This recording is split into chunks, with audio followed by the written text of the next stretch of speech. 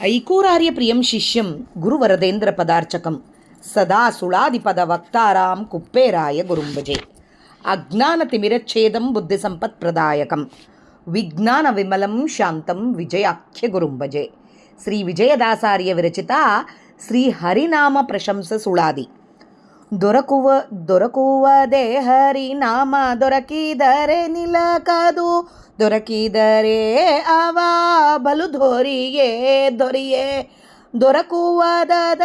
ದೊರಕುವದನಂತ ಧರಣಿ ಸೂರ ಜನ್ಮಗಳು, ದೊರಕದಲ್ಲದೆ ನಾಮ ದೊರೆಯದಯ್ಯ. ದೊರೆತನವಾ ಸುಖಕ್ಕೆ ವಿಸ್ತರಿಸಲೇನು, ಸಪ್ತಶರದಿ ದ್ವೀಪ ಸಹಿತ ಆಳುವಂಥ ದೊರೆಯೇ ಸುಖಕ್ಕಿಂತ ನೂರ್ಮಡಿ ಮಿಗಿಲು ಅಧಿಕವು. ಮೊರೆದು ಕೂಗುತ್ತಿವೆ ಬಿರುದು ಘೋಷ, ದೊರೆಯಾದೋ ಧರಣಿಯೊಳು ಹರಿನಾಮ ಸ್ಮರಣೆ ಮಾಡಿದವನ ನೋಡಲಾಗಿ ಥರಾಧರ ಬಲ್ಲ. ಧರನ ನಾಮ ರುಚಿಕರವಾಗಿ ಸವಿದು ಸುಂದರವೆಂಬುದು ಹರಿಧರ. ಸಂಕ್ಷಿಪ್ತ ವಿಜಯ ವಿಠಲನ್ನ ಸ್ಮರಣೆ ಒಂದಕ್ಕೆ ಎಲ್ಲ ಸರಿ ಎಂದೆನಿಸದು. ಕಾಲಸೂತ್ರವಾದ ಮೇಲಾದ ನರಕದಲ್ಲಿ ಘೋಳಿಡುತ್ತಲಿ ವಂಶಾವಳಿ ಮಿಡುಕುತ್ತೀರೆ. ಭೂಲೋಕದಲ್ಲಿ ಓರ್ವ ಬಾಲಕನು ಪುಟ್ಟಿ ಶೀಲಗುಣನಾಗಿ ಕಾಲಕ್ಕೆ ಹರಿಯ ನಾಲಿಗಿಂದಲಿ ನೆನೆಸಿ ಶ್ರೀಲೋಲಗರ್ತವ. ವ್ಯಾಳೆಗೆ ಎಂದ ಗಾಳಿ ಬೀಸಲು ನಾಕ ಶೀಳಿ ಅವನ ಕುಲಕ್ಕೆ ವಾಲಯವಾಗುವುದು. ವಾಲಯದಲ್ಲಿ ವಿಶಾಲ ವೈಕುಂಠದಲ್ಲಿ ಶೀಲ ಬ್ರಹ್ಮನ ಪ್ರಿಯ ವಿಜಯ ವಿಠಲರೇಯ. ಬೀಳಿಸಲೇನು ತನ್ನ ಆಳುಗಳ ವರ್ಣ, ನಾಮವೇ ಜೀವನ ನಾಮವೇ ಪಾವನ, ನಾಮವೇ ಸಕಲ ಅಘ ಹೋಮವೆಂಬುದು. ನಾಮವೆನಲು ಸೂರ ಸ್ತೋಮವೇ ಭಜಿಸುವುದು, ನೇಮವೇ ತಿಳಿವದು ಪ್ರೇಮವೇ ಎನ್ನುತ್ತಲಿ. ನಾಮವೇ ಉತ್ತಮ ಹೇಮವೆಂದು ಕಾಯ, ಧಾಮವೇ ಮಾಡಿಸ ಕಾಮವೇ ಬಯಸದೆ. ಸಾಮವೇದ ಲೋಲ ವಿಜಯ ವಿಠಲನ್ನ ನಾಮವೇ ನೆನೆಯ ನಿಷ್ಕಾಮವೇ ನುಡಿಯುತ್ತ.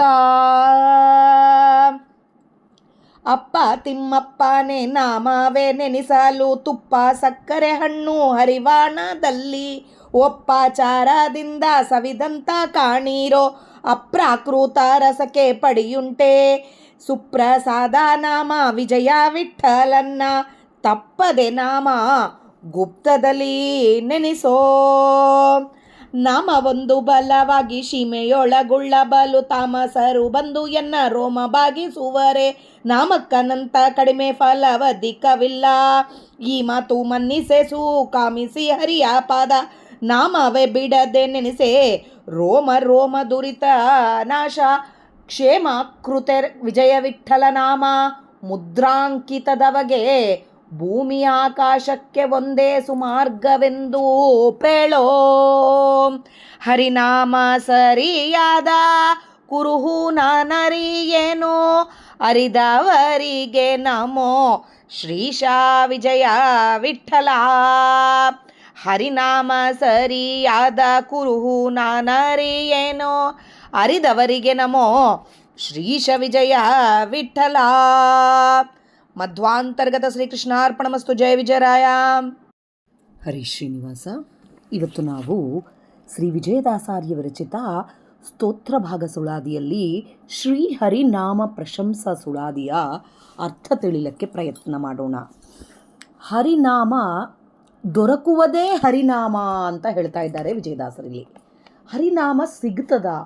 ಹರಿನಾಮ ಸಿಗೋದಿಲ್ಲ, ಬಹಳ ಕಷ್ಟಪಡಬೇಕು. ಅದು ನಮಗೆ ಏನೋ ಒಂದು ಆತಂಕ ಹಾಕ್ತಾನೆ ಸ್ವಾಮಿ. ಹರಿನಾಮ ನಾವು ಮಾಡಬೇಕು ಅಂತಂದಾಗೆ ಎಷ್ಟೋ ಅಂದ್ಕೊಂಡಿರ್ತೀವಿ, ಇವತ್ತು ನಾವು ಇಷ್ಟು ಹೇಳ್ಕೋಬೇಕು, ಇದು ಹೇಳ್ಕೋಬೇಕು, ಅದು ಹೇಳ್ಕೋಬೇಕು ಅಂತೇಳಿ. ಆದರೂ ಅಲ್ಲಿ ಆತಂಕ ಹಾಕಿಬಿಡ್ತಾನೆ ಅವನು. ಎಷ್ಟೊಂದು ಕಷ್ಟಗಳು ಕೊಡ್ತಾನೆ. ದೇವರ ನಾಮ ಹೇಳಕ್ಕೆ ಕೂಡ ನಮಗೆ ಇಲ್ಲಾರ್ದಾಗೆ ಮಾಡ್ತಾನೆ.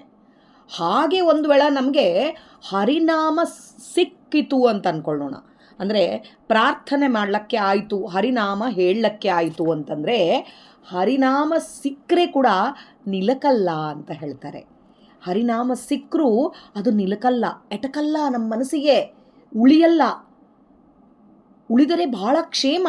ಆದರೆ ಹರಿನಾಮ ನಮಗೆ ಉಳಿಯೋದೇ ಇಲ್ಲ, ಅಂದರೆ ಅದು ತಲೆಯಲ್ಲೇ ಇರೋದಿಲ್ಲ. ಏನೋ ಅವಾಗೇನೋ ಯಾರೋ ಎಲ್ಲರೂ ಮಾಡ್ತಾ ಇದ್ದಾರೆ ಎಂಬುದು ಮನಸ್ಸಲ್ಲಿಂದ ಮಾಡೋದು ಬರೋದಿಲ್ಲ, ಸ್ವಾಮಿ ಕೊಡೋದಿಲ್ಲ ಅದನ್ನು. ಅದು ಬಹಳ ಕಷ್ಟ. ಹಾಗೆ ನಮಗೆ ಹರಿನಾಮ ಬಂತು ಅಂತಂದರೆ ಅದು ಬಹಳ ದೊಡ್ಡ ಪುಣ್ಯ ಮಾಡಿಕೊಂಡಿದ್ರೆ ಮಾತ್ರ ಸಿಗತ್ತೆ ನಮಗೆ, ಇಲ್ಲಂದರೆ ಸಿಗೋದಿಲ್ಲ ಅಂತ ಹೇಳ್ತಾ ಇದ್ದಾರೆ ವಿಜಯದಾಸರು ಇಲ್ಲಿ ನಮಗೆಲ್ಲ. ಹರಿನಾಮ ಸಿಗಲ್ಲ, ಸಿಕ್ಕರೆ ನಿಲಕಲ್ಲ. ಎಷ್ಟು ಇದೆ ನೋಡ್ರಿ. ನಾವು ಎಷ್ಟೋ ಸರಿ ಅನ್ಕೋತಾ ಇರ್ತೀವಿ, ಪ್ರತಿನಿತ್ಯ ನಾವು ದೇವರ ನಾಮಸ್ಮರಣೆ ಮಾಡಬೇಕು ಅಂತ ಅನ್ಕೋತೀವಿ. ಯಾರೋ ಬರ್ತಾರೆ, ಇಲ್ಲ ಮನೆಯಾಗಿಂದ ಏನೋ ತೊಂದರೆಗಳು ಆಗ್ತವೆ, ಇಲ್ಲ ಅಡಿಗೆ ಏನು, ಊಟ ಏನು, ತಿಂಡಿ ಏನು, ಬರೀ ಇದ್ರೊಳಗೆ ಆಗ್ಬಿಡ್ತದಾಗಲಿ ಹರಿನಾಮದ ಕಡೆ ನಮಗೆ ಧ್ಯಾಸ ಹೋಗ್ಗುಡಿಸ್ಲಾರ್ದಾಗ ಮಾಡ್ತಾನೆ ಆ ಸ್ವಾಮಿ. ಹಾಗೆ ಅದು ಸಿಗದೇ ಇಲ್ಲ ಅಂತೇಳಿ ಹೇಳೋದು. ಹಾಗೆ ಸಿಕ್ಕರೆ ನಮಗೆ ಅದರ ಅರ್ಥ ಒಳಗೆ ಹೋಗಿ ಅವನ್ನೇ ಮಾಡಿಸೋದು. ಇಲ್ಲಿ ಬರೀ ಹರಿನಾಮ ಸಿಗೋದು ಅಂತಂದರೆ ಬರೀ ಕೃಷ್ಣ ಕೃಷ್ಣ ಕೃಷ್ಣ, ಹರಿ ರಾಮ ರಾಮ ರಾಮ ಅಂತಂದರೆ ಅಲ್ಲ, ಅವನೇ ಎಲ್ಲದರೊಳಗೆ ನಿಂತು ಮಾಡಿಸ್ತಾನೆ. ಇವಾಗ ನಮ್ಮಲ್ಲಿಂದ ಆ ಪಾರಾಯಣ ಹರಿನಾಮ ಸ್ಮರಣೆ ಮಾಡಿಸೋದು ಅವನೇ ಎಂಬೋ ಆ ಜ್ಞಾನ ಏನಿದೆ ಅಲ್ಲ, ಅದು ಸಿಗಬೇಕು. ಅದು ಸಿಗೋದಿಲ್ಲ. ಸಿಕ್ಕರೂ ಹರಿನಾಮ ದೊರಕುವುದು ಕಠಿಣ, ದೊರಕಿದ್ರು ನಿಲ್ಲದಿಲ್ಲ ಅದು. ಹಾಗೆ ಹರಿನಾಮ ಸಿಕ್ಕಿತು ಅಂತ ಅಂದ್ಕೊಳ್ಳೋಣ, ಅವನು ಬಲು ದೊರೆ ಅಂತ ಅನ್ಸ್ಕೊತಾನೆ. ದೊರೆಯೇ ಅವನೊಂದು ದೊಡ್ಡ ದೊರೆ ಅಂತ ಅನ್ಸ್ಕೊತಾನೆ. ದೊರಕುವದ ಅನಂತ ಧರಣಿ ಸುರರ್ಜನ್. ಹಾಗೇನಾದರೂ ಅವನಿಗೆ ಹರಿನಾಮ ಸ್ಮರಣೆ, ಸದಾ ಹರಿನಾಮ ಸ್ಮರಣೆ ಎಂಬುದು ಸಿಕ್ಕಿತು ಅಂದರೆ ಅವನಿಗೆ ಬ್ರಾಹ್ಮಣ ಜನ್ಮಗಳು ಬಹಳಷ್ಟು ಬರ್ತವೆ. ಅನೇಕ ಬ್ರಾಹ್ಮಣ ಜನ್ಮಗಳು, ವಿಘ್ನಗಳು ಬರ್ತಾ ಇರ್ತವೆ. ವಿಘ್ನಗಳು ಬಂದರೂ ಮರ್ತು ಹೋಗ್ತಾ ಇರ್ತೀವಿ, ಸ್ಮರಣೆ ಮಾಡಲ್ಲ, ಬುದ್ಧಿ ಬರಲ್ಲ. ಬಂದರೂ ಅದು ನಿಂದ್ರಲ್ಲ. ಒಂದು ಸ್ವಲ್ಪ ಹೊತ್ತು ನೋಡೋದು, ಭಾಳ ಸರಿ ನೋಡ್ತಾ ಇರ್ತೀವಿ, ಏನೋ ಓದ್ತಾ ಇರ್ತೀವಿ. ಓದ್ತಾ ಓದ್ತಾ ಓದ್ತಾ ಆ ಕಡೆ ಟಿ ವಿ ನೋಡೋದು, ಇಲ್ಲ ಈ ಕಡೆ ಹರಟಿ ಮಾಡೋದು, ಈ ಕಡೆ ಈ ಫೋನ್ ತೊಗೊಳ್ಳೋದು, ಏನೋ ಒಂದು ಮಾಡ್ತಾ ಇರ್ತೀವಿ. ಇದು ನಿಲ್ಲೋದಿಲ್ಲ. ಅದು ನಿಂತರೆ ಸಾಧನ ಅಂದರೆ ಅದೇ. ಹರಿನಾಮ ದೊರಕಿದರೆ ಅದು ನಮಗೆ ಮತ್ತೆ ಮತ್ತೆ ಒಂದೇ ಜನ್ಮ ಅಲ್ಲ, ನಮಗೆ ಪುನಃ ಪುನಃ ಪುನಃ ಜನ್ಮಗಳು, ಬ್ರಾಹ್ಮಣ ಜನ್ಮ ಕೊಟ್ಟು ಅದು ಸಾಧನೆ ಮಾಡಿಸ್ತಾನೆ ಸ್ವಾಮಿ. ಅದಕ್ಕೆ ಅದು ನಿಂತರೆ, ಸಿಕ್ಕರೆ ಅಂತ ಹೇಳೋದು. ನಿಲುಕಿದರೆ ಅವನು ದೊರೆ ಅಂತ ಅನ್ಸ್ಕೊತಾನೆ. ಅವನಿಗೆ ಮತ್ತೆ ಮತ್ತೆ ಬ್ರಾಹ್ಮಣ ಜನ್ಮಗಳು ಬರ್ತವೆ. ದೊರಕದಲ್ಲದೆ ನಾಮ ದೊರೆಯದಯ್ಯ, ದೊರಕಲಾರ್ದಾಗಿ ದೊರೆಯದಿಲ್ಲ ಅದು. ದೊರೆತನವ ಸುಖಕ್ಕೆ ಅಂಥ ದೊರೆತನ ಸುಖ ಏನಂತ ಹೇಳಬೇಕು. ಅವನು ಎಂಥ ದೊರೆ ಆಗ್ತಾನೆ ದೇವರ ನಾಮಸ್ಮರಣೆ ಸಿಕ್ಕರೆ ಅಂತಂದರೆ, 7 ದೀಪದ 7 ಸಮುದ್ರಕ್ಕೆ 7 ದ್ವೀಪಕ್ಕೆ ಆಳುವಂಥ ದೊರೆ ಏನು ಸುಖ ಪಡ್ತಾನಲ್ಲ, 7 ದ್ವೀಪದ ದೊರೆ ಅವನು. ಅಂಥ ದೊರೆಗೆ ಏನು ಸುಖ ಇರ್ತದೋ ಅದಕ್ಕೆ 100 ಪಟ್ಟು ಹೆಚ್ಚು ಸುಖ ಇರ್ತದಂತೆ ಹರಿನಾಮ ಸ್ಮರಣೆ ಮಾಡಿದವನಿಗೆ. ದೊರೆಯದೋ ಧರಣಿಯೊಳು ಹರಿನಾಮ. ಸಿಗೋದಿಲ್ಲ ಹರಿನಾಮ. ಸ್ಮರಣೆ ಮಾಡಿದನ ನೋಡಲಾಗಿ ಧರ ಬಲ್ಲ. ಆ ಸ್ಮರಣೆ ಮಾಡಿದವನ್ನ ನೋಡಬೇಕು ಅಂಥೇಳಿ ಧರಾಧರ ಅಂತಂದರೆ ಈ ಏನಂತಾರೆ,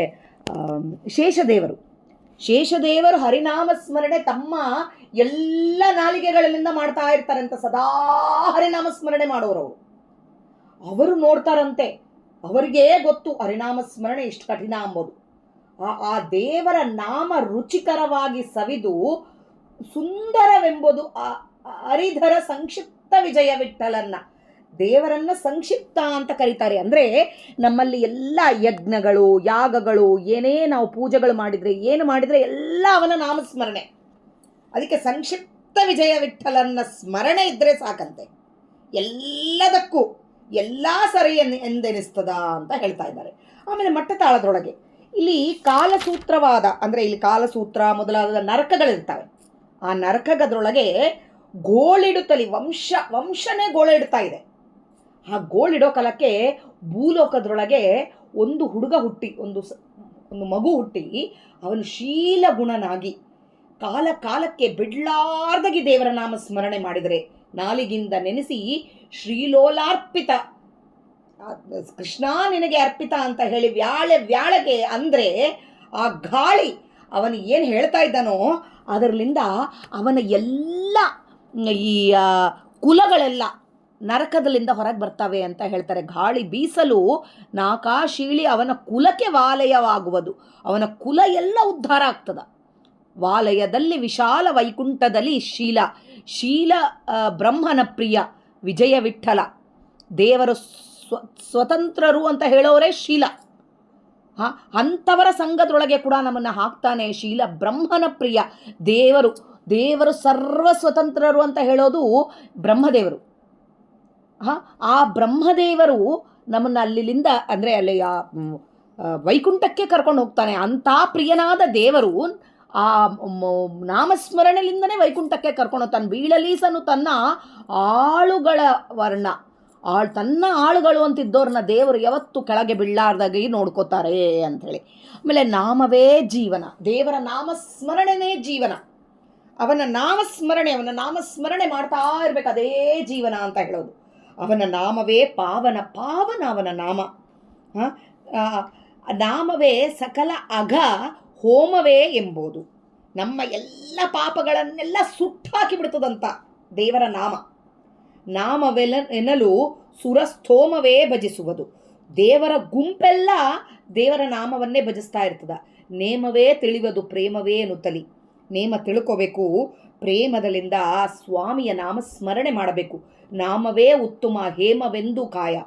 ಈ ಶರೀರಕ್ಕೆ ಇದ್ದ ಈ ಬಂಗಾರ ಅಲ್ಲ, ಆ ದೇವರ ನಾಮ ಅಂಬೋದೇ ಒಂದು ದೊಡ್ಡ ಬಂಗಾರ ಅಂತ ನೋಡ್ಕೋಬೇಕು. ಆತನ ನಾಮನೇ ನಮಗೆ ಬಂಗಾರ ಅಂಥೇಳಿ.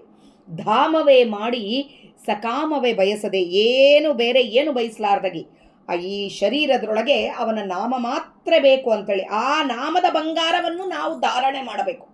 ದೇವರ ಬರೇ ಹೊರಗಿನ ಬಂಗಾರ ಹಚ್ಕೊಳ್ಳೋದಲ್ಲ, ಆ ದೇವರ ನಾಮ ಅಂಬೋ ಬಂಗಾರವನ್ನು ನಾವು ಧಾರಣೆ ಮಾಡಬೇಕು.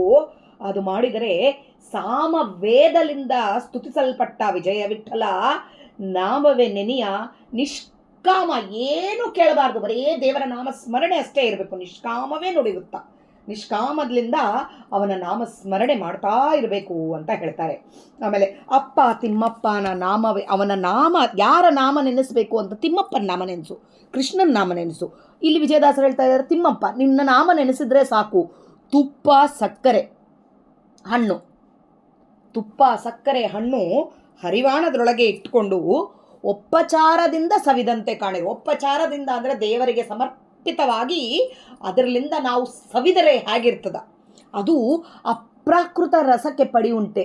ಇಂಥ ಅಪ್ರಾಕೃತ ರಸ ಯಾವುದು ನಿಮಗೆ ಎಲ್ಲಿಂದ ಬರ್ತದ? ಆ ಸ್ವಾಮಿಗೆ ಸಮರ್ಪಣೆ ಮಾಡಿದಂಥ ಅದು ತುಪ್ಪ ಸಕ್ಕರೆ ಹಣ್ಣುಗಳು, ಅದರ ರುಚಿ ಹೇಗಿರ್ತದ, ಆ ದೇವರ ನಾಮ ಸ್ಮರಣೆ ಆ ರುಚಿ ಕೊಡ್ತದ ಅಂತ ಹೇಳೋದು.